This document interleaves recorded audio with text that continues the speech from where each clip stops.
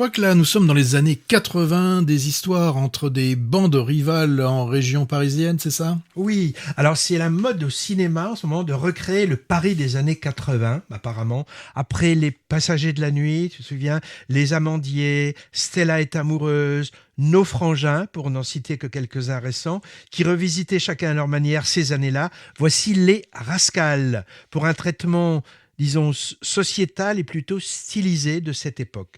Il s'agit du premier long métrage du réalisateur et scénariste d'origine en même temps guadeloupéenne et martiniquaise qui s'appelle Jimmy Laporal Trésor. Et je trouve que c'est un super coup d'essai. Le film a circulé dans plusieurs festivals en 2022. Il était à Deauville, il était au FIFIB de Bordeaux et il était aussi à Sarlat où je l'ai vu dans une salle bondée de lycéens qui lui ont fait un triomphe. Alors c'est une fresque dramatique coup de poing, on va dire, hein, un peu allégé par de l'humour, sur les gangs de Paris et sa banlieue, qui raconte, après une intro située dans les années 70, l'affrontement en 1984 de jeunes issus des dom-toms et du Maghreb, les Rascals donc, qui portent tous un blouson floqué au logo du clan, avec un groupe de skinheads qui s'appelle les Boneheads.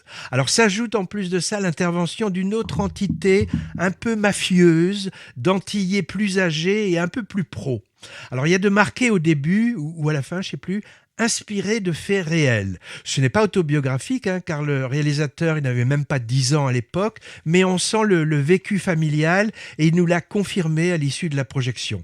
La mise en scène louche vers un certain cinéma américain rentre dedans, avec des scènes d'action, de danse dans les clubs, de poursuites et de bagarres dans les rues et le métro, le tout filmé en cinémascope, avec des caméras très mobiles, sans temps mort. On pense à certains films de gangs urbains américains, du genre, par exemple, The Outsiders ou Rusty James de Coppola. Des films, je sais pas si tu te souviens, Patrick, avec Tom Cruise, Matt Dillon, Patrick Swayze, Nicolas Cage, Mickey Rourke, Johnny Depp, à leur début dans les années 80, rien que ça. Alors ce Jimmy Laporal Trésor, il nous a cité également comme un de ses modèles un autre film qui s'appelle The Wanderers, un film de 80 de Philip Kaufman sur un gang d'ados italo-américains du Bronx. Et Warriors, un autre film qui s'appelle Les Guerriers de la Nuit de Walter Hill, autre classique 80s sur le gang des rues. Je parlais d'humour aussi, car il y a beaucoup de tchatch très drôles entre les membres de ce gang, les Rascals, parfois en langage codé. Je pense en particulier au personnage qui est Hamed et qui se fait appeler Rico, car c'est un peu plus frime de se la jouer Rital pour draguer dans les quartiers chics. Hein.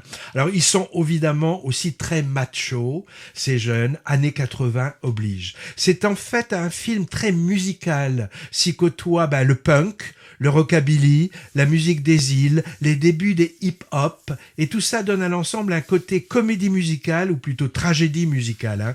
On pense d'ailleurs inévitablement aux Sharks et aux Jets de West Side Story.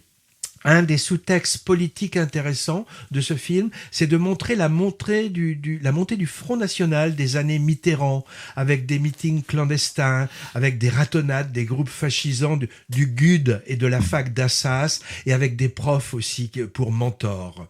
Enfin, et c'est une des grandes qualités du film, je trouve, révélation d'un groupe de jeunes acteurs et actrices, black, blanc, beurre, comme on dit, très talentueux, dans ce premier long métrage, je trouve assez atypique dans le panorama cinématographique français.